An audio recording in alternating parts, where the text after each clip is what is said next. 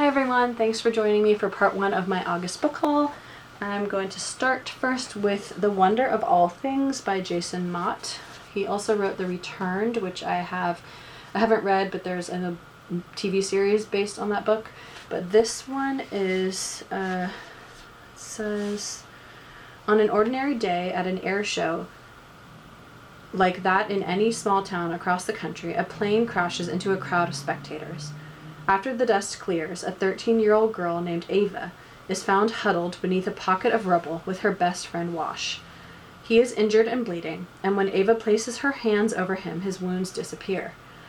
Ava has an unusual gift. She can heal others of their physical ailments. Until the airshow tragedy, her gift was a secret. Now the whole world knows, and suddenly people from all over the globe begin flocking to her small town, looking for healing and eager to catch a glimpse of the miracle child. But Ava's unique ability comes at a great cost, and as she grows weaker with each healing, she soon finds herself having to decide just how much she is willing to give up in order to save the ones she loves most. Amazing. Next, I have Break Your Heart by Rhonda Helms, and this is about a girl named Megan Porter. So she's on the fast track to graduating with honors, a spot in her school's master program is guaranteed, and then her senior year is quickly turned upside down by her new thesis advisor. Young, good-looking, intellectual, far more intriguing than immature jocks Megan usually goes for. And as she decodes the hidden messages and he leaves in the margins of her assignments and in their emails, she realizes this might be more than a schoolgirl crush, especially after they share a passionate kiss. That's dangerous. We know what happens to that kind of thing. So there's that one. Then I have You, Me, and Other People by Fionnuala Kearney. I have no idea. So this says, they say every family has skeletons in their closet. But what happens when you open the door and they won't stop tumbling out? For Adam and Beth, the first secret wasn't the last. It was just the beginning. You think you can imagine the worst thing that could happen to your family, but there are some secrets that change everything. And then the question is, how can you piece together a future when your past is being rewritten? Definitely one for fans of Liane Moriarty, Jojo Moyes, and David Nichols. Another good one. Alright, then I have Pretty Thing by Jennifer Nadel. And this one says, when 15-year-old Bex meets Bracken, she is convinced she's found her soulmate. So what if he's much older and who cares about her exams? He's gorgeous, he gets her, she feels free with him, and when he holds her, she feels safe. But is she? When her best friend is assaulted, one of a spate of attacks against girls from her school, the world suddenly seems a much more dangerous place. Who is it safe to trust? Should she follow her head or her heart? Bex is forced to make choices that will affect the rest of her life.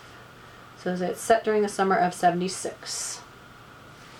Sounds really good too. Another interesting one. Then I have books 1, 2, and 3 in a series. This is The School for Good and Evil by Soman Chinani. So book 1, book 2 is A World Without Princes, and then book 3, which just came out in hardcover, is The Last Ever After. And I did own the first book, and I just cannot find it anywhere. And I really wanted to read it. I've been seeing Maddie and B from Heartful of Books talk about these a lot, especially with the third book coming out and with the Booktubeathon going on. So I thought, I cannot find my first book. I really want to read this, and I didn't want to wait. So I ordered them. So now I have all 3 books, and I can read them when or however quickly I feel like, but I can at least start with the first one, so I'm excited. And then the last little pile I have here, this is Golden Sun by Pierce Brown, book 2 of the Red Rising trilogy. I own book 1. I have not read it yet, and I was waiting for this one to come out in paperback so I could just, because book 1 I have in paperback, so now I have the first 2 in paperback, and I can start this, because I most definitely won't finish it before the third book comes out in paperback, so, or even in hardcover. So I'm excited for that. I don't even know what it's about. And next I have Yellow Crocus by Layla Ibrahim. Now this says, this is kind of historical fiction-y, but I'm not sure if it's based on a true story or anything. It's possible that it is, but it says it's a work of fiction. But so, moments after Lisbeth is born, she's taken from her mother and handed over to an enslaved wet nurse, Maddie, a young mother separated from her own infant son in order to care for her tiny charge. Thus begins an intense relationship that will shape both of their lives for decades to come. Though Lisbeth leads a life of privilege, she finds nothing but loneliness in the company of her overwhelmed mother and her distant slave-owning father. As she grows older, Maddie becomes more like family to Lisbeth than her own kin, and the girl's visits to the slaves' quarters and the lively and loving community she finds there bring the two closer together than ever. But can two women in such disparate circumstances form a bond like theirs without consequence? This deeply moving tale of unlikely love traces the journey of these very different women as each searches for freedom and dignity. So it's just beautiful. And on the back there's yellow crocuses. This just sounds amazing. Then I have Hemingway's Girl by Erica Roebuck. And I believe, so this takes place in Depression era Key West with a girl named Mariella Bennett. And she's the daughter of an American fisherman and a Cuban woman. And she is super hungry. She's struggling to support her family following her father's death. It leads her to a bar in a bordello where she bets on a risky boxing match and attracts the interest of two men, world-famous writer Ernest Hemingway and Gavin Murray, one of the World War I veterans who are laboring to build the overseas highway. When Mariella is hired as a maid by Hemingway's second wife, Pauline, she enters a rarefied world of lavish celebrity-filled dinner parties and elaborate off-island excursions. As she becomes caught up in the tensions and excesses of the Hemingway household, the attentions of the larger-than-life writer become a dangerous temptation. Then I have The Last Pilot by Benjamin Johncock. This cover is really beautiful.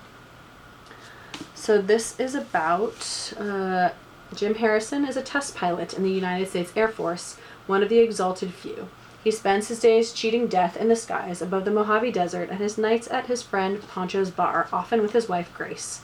She and Harrison are secretly desperate for a child, and when against all odds Grace learns that she is pregnant, the two are overcome with joy. So there's a space race, everybody's caught up in it. Harrison passes up the chance to become an astronaut to welcome his daughter Florence into the world, and they confront raising their child, and about fatherhood, and then the family's faced with a sudden inexplicable tragedy. Harrison's instincts as a father and a pilot are put to the test. So, it sounds very interesting. Beginning when the dust of the Second World War has only just begun to settle and rushing onward into the 60s. So, sounds really good too. And then lastly, I have a recommendation from a very good friend, and this is Circling the Sun by Paula McLean. She wrote The Paris Wife, which I own and haven't read, but this is, I believe this is Hemingway also. No, it's not. I'm sorry. It is not. This is, I want to say Isaac Denison. So it says, brought to Kenya from England as a child and then abandoned by her mother, Beryl is raised by both her father and the native Kipsigis tribe who share his estate. Her unconventional upbringing transforms Beryl into a bold young woman with a fierce love of all things wild and an inherent understanding of nature's delicate balance. But even the wild child must grow up, and when everything Beryl knows and trusts dissolves, she is catapulted into a string of disastrous relationships. Beryl forges her own path as a horse trainer, and her uncommon style attracts the eye of the Happy Valley set, a decadent bohemian community of European expats who also live and love by their own set of rules. But it's the ruggedly charismatic Dennis Finch Hatton who ultimately helps Beryl navigate the uncharted territory of her own heart. The intensity of their love reveals Beryl's truest self and her fate to fly. So, colonial Kenya in the 1920s is a record-setting aviator caught up in a passionate love triangle with safari hunter Dennis Finch Hatton and Karen Blixen, who, as Isaac Denison, wrote the classic memoir Out of Africa. Yeah, so a love triangle with Isaac Denison. My friend who read it said it was really, really good, recommended it to me, and she reads more than I do, so I totally trust her opinion and can't wait to get to that one. So that is it. I'm sure there will be more books coming as August progresses, but that is it for part 1 of my August book haul. So thanks for watching. Talk to you later. Bye.